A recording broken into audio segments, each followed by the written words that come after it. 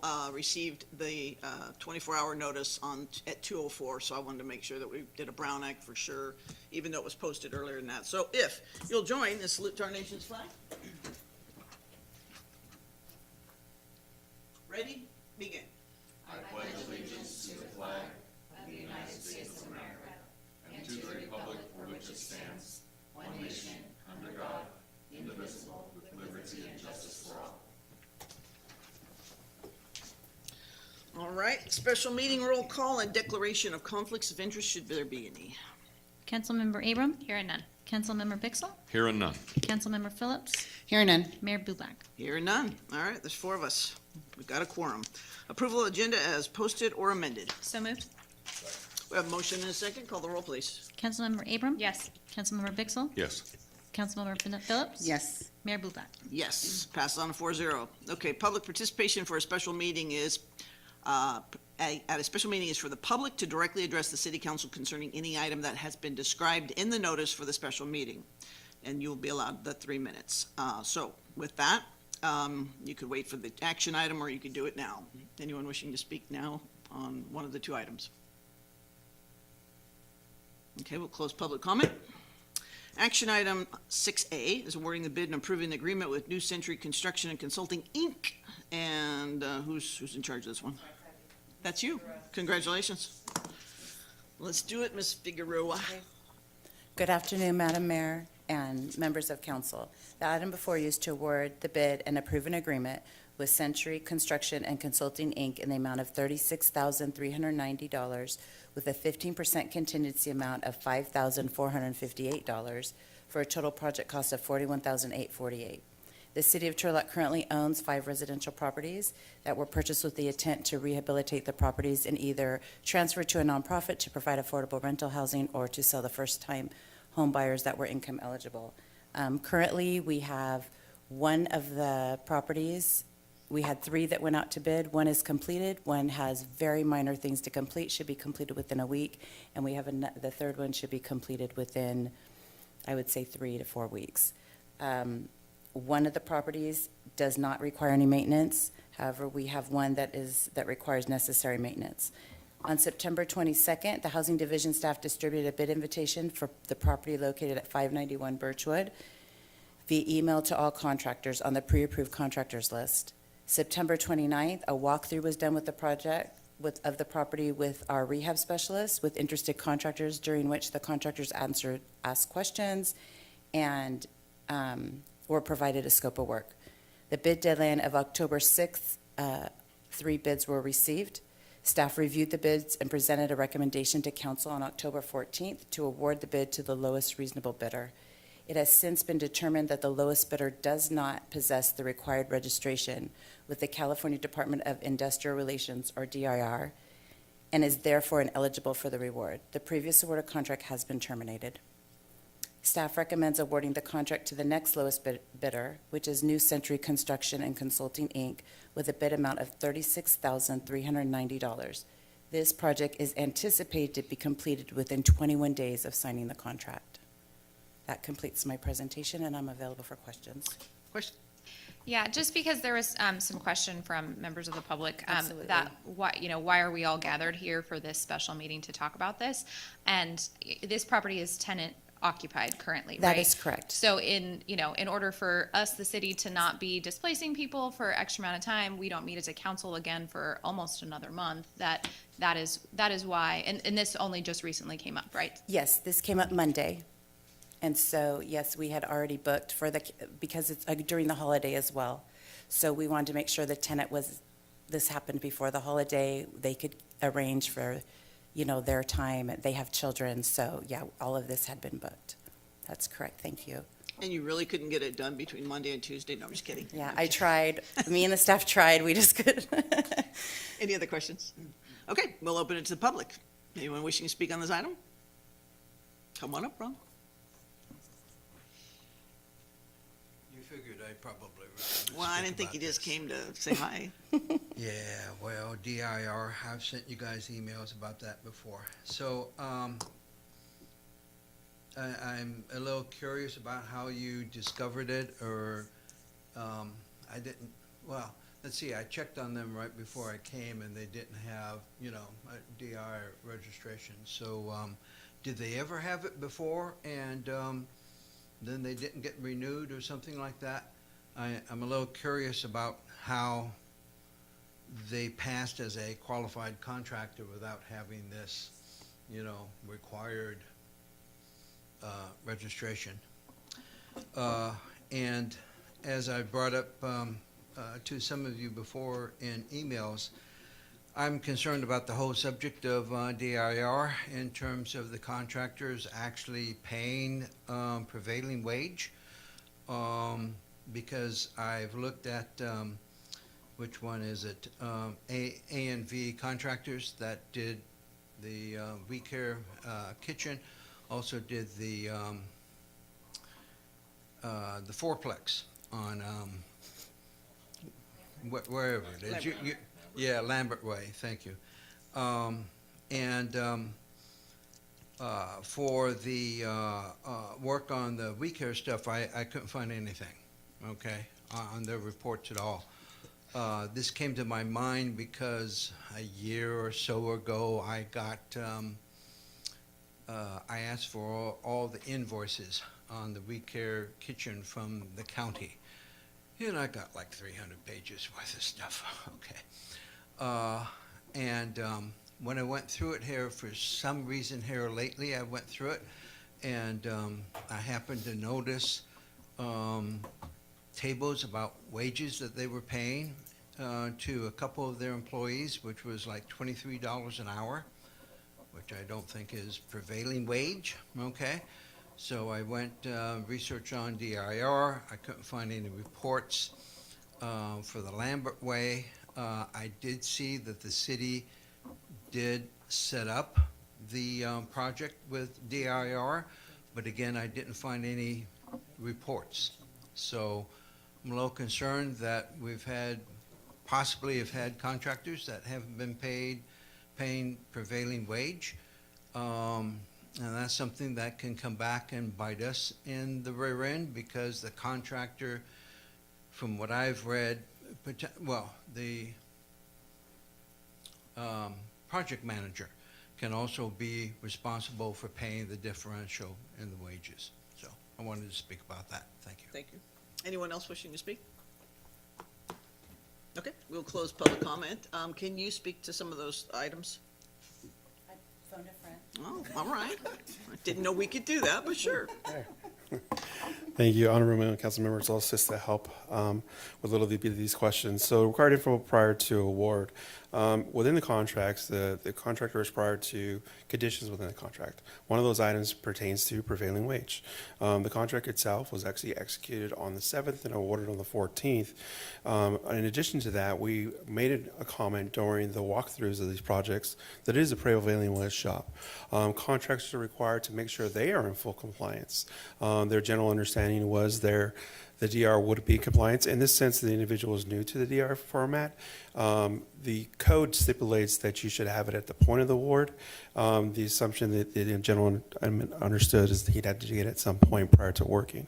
We found that that was not obviously the case, confirming the code with engineering and going through the process. Therefore, we had to take this next step that you're seeing today. Required prevailing wage on jobs. Engineering, as well as the housing department, does receive certified payroll. We are looking into some of the information and questions that Mr. Bridegroom has brought up to give a better response, but we are looking into that. But I will assure you that we do receive the certified payroll to make sure it's done appropriately. How it is reported to DIR, whether it was reported to DIR, that's the question that we have right now regarding that topic. So that is the same answer that I'm basically going to have for We Care and how that carrying forward. Obviously, that project was a lot longer way before, so it's a little more difficult for us to kind of dig into it, especially when the county was involved in different entities per se. So that's basically how I can respond to those at this point in time. And that's why we canceled it then and why we're here today? That is correct. We are trying to be full compliance with our state labor codes. Awesome. Please don't make the governor mad. Just one more question.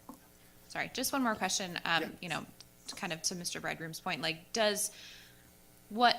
what transpired on this particular case, does that reveal anything about like our process that we need to adjust moving forward? Yes, and we have already taken steps to add, we have a checklist that our rehab specialists, we don't usually do public works projects. That's not an excuse, it's just a fact. So moving forward, fortunately, this is our last city-owned property that would need rehab. So, but in the case that our future housing division, for whatever reason, because part of what we're doing in housing is we're working to make sure that no one else comes into what we came into, so it's clean moving forward. So we have added to his checklist that if it is a city-owned property, which makes it a public work project, that there's prevailing wage that must be looked at, and also to confer. It's part of our, we're going to add to our policies to confer with engineering because they're the subject matter experts, because code does change. So we're taking steps to make sure to mitigate this in the future. All right. What's the will? Move to approve. Second. Motion is second. Will you call the roll, please? Councilmember Abram? Yes. Councilmember Vixel? Yes.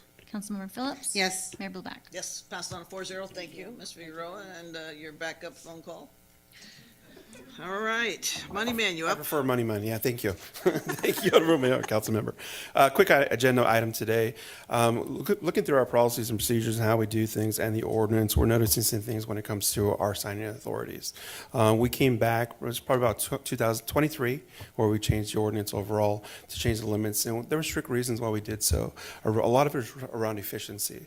There was transparency, and we came to the action where we wanted to make sure we notified the public, and we did that one in the Finance Department's report of what the city manager is actually executing.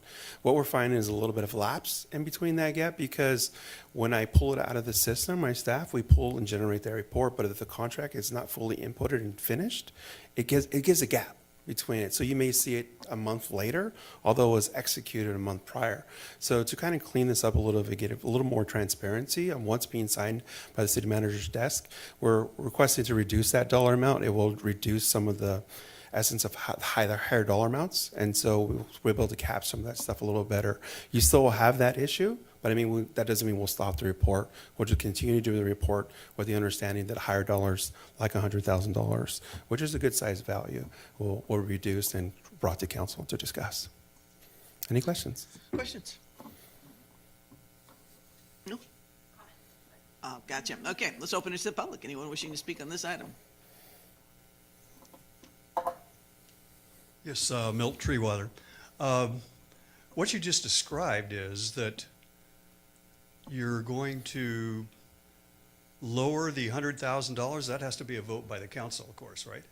So in other words, now the limit, it goes up to $100,000. The city manager can sign something up to $100,000 without getting council approval. So now we're going to lower that amount to $75,000 or $50,000 or something of that manner, which makes much more sense. I did previously bring a list of cities, and we were way above even Stockton. I mean, not Sacramento. We weren't above Sacramento. I think Stockton was 75,000. So I'm wondering, how come we had this wide open $100,000 thing? There was never any logical reason that I could find to do it. So I guess my basic question is, are you going to bring this to the council so that they can vote on a lower total sum that the city manager can sign for? Thank you. Anyone else wishing to speak on this item? You sure? I remember when you had the discussion, and council members Larson and Nasrati were on the council at the time. Am I remembering incorrectly? Or maybe that was a previous discussion. I remember it was a long discussion about raising the amount and what it should be raised to for the city manager to approve. And you talked about various amounts between $50,000 and $100,000, if I remember correctly. Thank you for the explanation of why you're bringing this, okay? I kind of thought that the procedure that you set up to where the city, in the monthly, when you report in the city manager's report, the first council meeting of the month, you have the list of projects, which I look at every month. Thank you. Yeah, you know me. I kind of thought that was a good procedure, and I did notice that there were some projects that were, like a month or two behind. But from your description, you're not really going to solve that issue, shall we say. And I also remember a comment that Jim Tice made to me when you guys were discussing this before, when the council discussed this before. And his comment was, well, if you don't trust the city manager to handle a $100,000 contract or somewhere around there, then that probably means you need a new city manager. So I don't know what the right amount is, honestly. Okay, so whatever you and your wisdom decide to do will be fine with me. Okay, thank you. Anyone else wishing to speak on this item? Okay, we'll close public comment. You have a comment? Oh, you want to hear us first? Okay, sure. So first, let me clarify, there are actually two actions. It's coming to council today to approve via resolution, therefore will it be set from today moving forward. A future action will be coming where we're cleaning up the ordinance so it is codified to kind of clean that language up too as well. But what the action today is really changing the city manager, a full-time city manager, to $75,000 and an interim to $50,000. Because what's actually really triggering this a lot more expediting, because we've been talking about this matter, is the current interim city manager's signing authority $25,000. If you look at how the city operates and the tasks that we do, $25,000 doesn't really do anything. You might get a subscription for that. That's about it, right? So the overall intent is still valid in what we're trying to operate as far as creating efficiencies and allowing staff to move things forward without other tasks that need to be done, whether it's a staff report or creating agenda items or whatever it may be. Although with the city clerk's office implementing Civic Clerk Plus, we've created a lot of efficiencies in how that task gets done, but you're also still waiting for the next council meeting or the next council meeting. You have deadlines that we need to hit. So the staff time and labor behind it is still there. Now, as far as the report itself, it still does what it needs to do. Is there a hiccup in the process? Yes, but the information is there. And we can just ask people to try and expedite and make sure they get into more efficiently. So we're trying to work on that too and trying to poke them, hey, make sure we clean this up so it's on the report.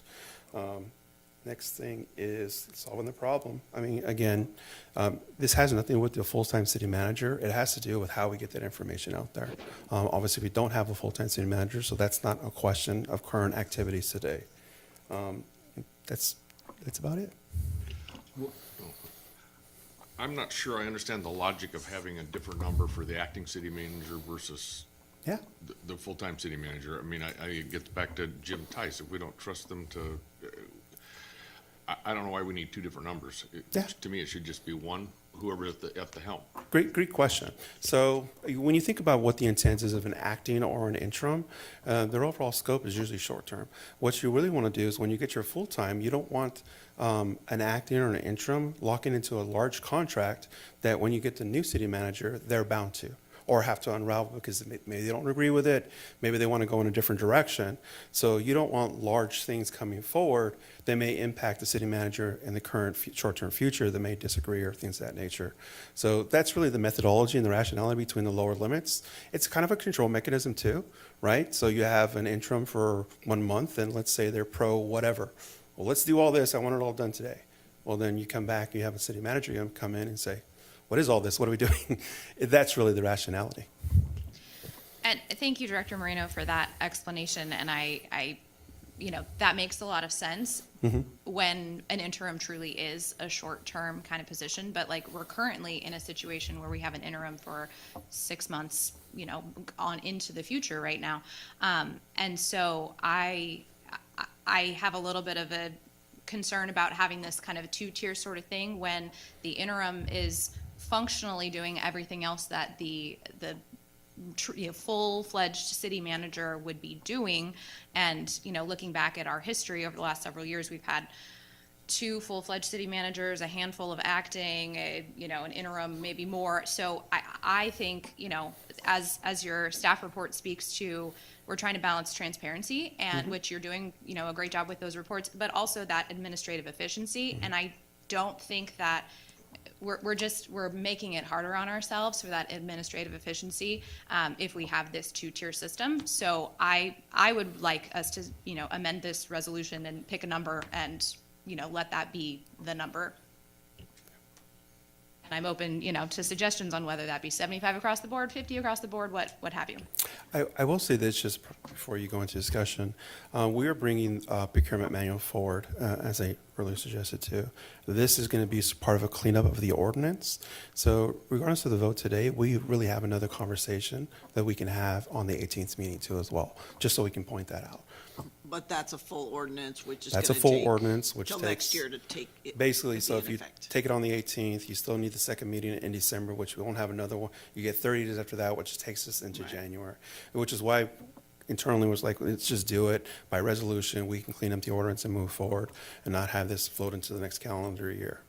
Sure, and I completely understand we have an issue, we need to deal with it right now, and I feel like this is an opportunity to let's start it completely off, understand. where we want it to be. Okay, so on this, it doesn't say acting, correct? No, it's interim. So that will be That's going to be cleaned up in the cleaned up ordinance. in the November meeting. So we're speaking really to just the fact that we only have 2 meetings and there's a lot to be done in the next 2 months. So, Yeah, because the acting is pretty much silent as far as signing authorities, and that got a lot of confusion in prior discussions. The acting, it's not really called out as far as signing authorities, so the ordinance is a little bit silent. So that's one of the things the manual's actually going to clean up. And our municipal code, someone please correct me if you know more than I do, but our municipal code, I think, only really calls out the differentiation of an interim city manager in this one particular capacity. right, that's why he's doing the cleanup in November. Right. Sure. Because the overall roles and scope of an interim still has the authority of the city manager from a day-to-day aspects. It's his signing authority that comes into question and what needs to come to council and what doesn't. Well, again, I feel like that, 75 tier, 50 tier, that $25,000, that is not a lot of daylight between those two. So, I would propose now with a motion that we amend this resolution to have $75,000 be the signing amount for both the city manager and the interim city manager, and we can continue this conversation when we put it, codify it into an ordinance. Okay, do you have a motion? I'd second. I'm sorry. I would say. Okay, you're with me. Okay, we have a motion and a second. Will you call the roll, please? Councilmember Abram? Yes. Councilmember Bixel? Yes. Councilmember Phillips? Yes. Mayor Bublak? Yes, passes on a 4-0. Great, thank you. We'll discuss it again in the 18th, huh? Yes. Okay, councilmember comments, announcements, future items. No, happy Halloween to everyone, though, if you're going to do something fun. Boo. It's Boo Black, but okay. What do you got? If you got kids, their trunk or treat is happening across this, I feel like I'm at Fit Kitchen right now, at the police station, out in the parking lot. So you guys go out there and support and have some fun. Otherwise, happy Halloween. And I will just say that we didn't need all the big wigs today. Look at us, we handled it all without them. Thank you, everybody, and we are in adjournment.